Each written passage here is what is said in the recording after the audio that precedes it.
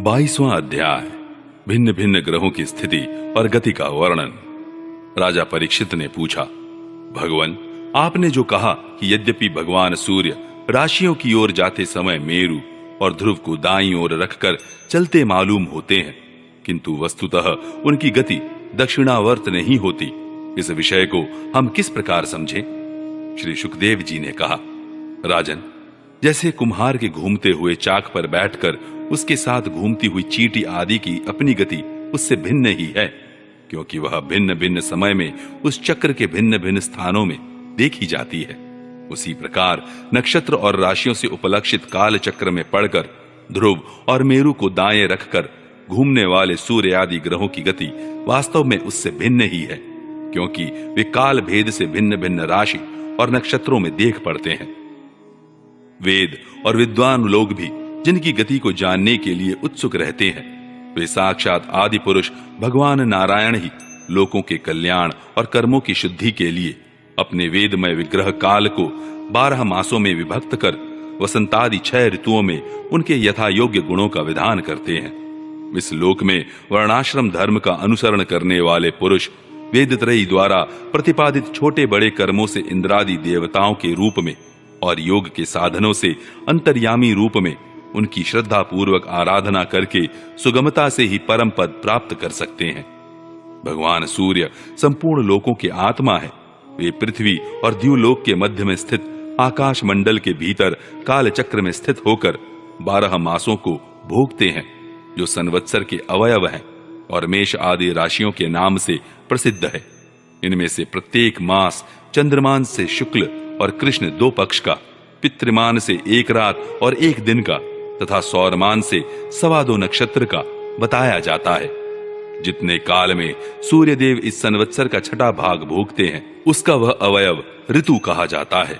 आकाश में भगवान सूर्य का जितना मार्ग है, उसका आधा वे जितने समय में पार कर लेते हैं, उसे एक अयन कहते हैं, तथा जितने समय में वे अपनी मंद, तीव्र और समान गति से स्वर्ग और पृथ्वी मंडल के सहित पूरे आकाश का चक्कर लगा जाते हैं, उसे अवांतर भेद से संवत्सर, परिवत्सर, ईरावत्सर, अनुवत्सर अथवा वत्सर कहते हैं। इसी प्रकार सूर्य की किरणों से 1 लाख योजन ऊपर चंद्रमा है।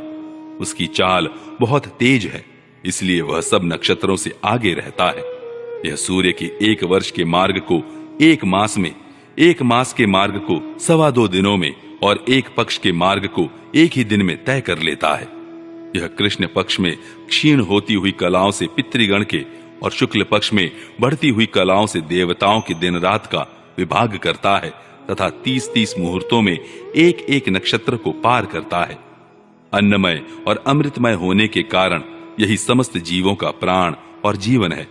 ये जो 16 कलाओं से युक्त मनोमय, अन्नमय, अमृतमय पुरुष स्वरूप भगवान चंद्रमा है, यही देवता, पितर, मनुष्य, भूत, पशु, पक्षी, सरीसृप और वृक्षादि समस्त प्राणियों के प्राणों का पोषण करते हैं, इसलिए इन्हें सर्वमय कहते हैं। चंद्रमा से 3 लाख योजन ऊपर अभिजित के सहित 28 नक्षत्र हैं।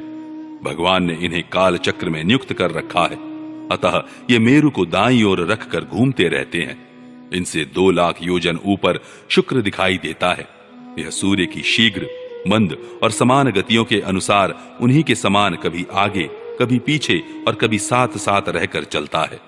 यह वर्षा कराने वाला ग्रह है, इसलिए लोगों को प्रायः सर्वदा ही अनुकूल रहता है। इसकी गति से ऐसा अनुमान होता है कि यह वर्षा रोकने वाले ग्रहों को शांत कर देता है। शुक्र की गति के साथ साथ बुध की भी व्याख्या हो गई।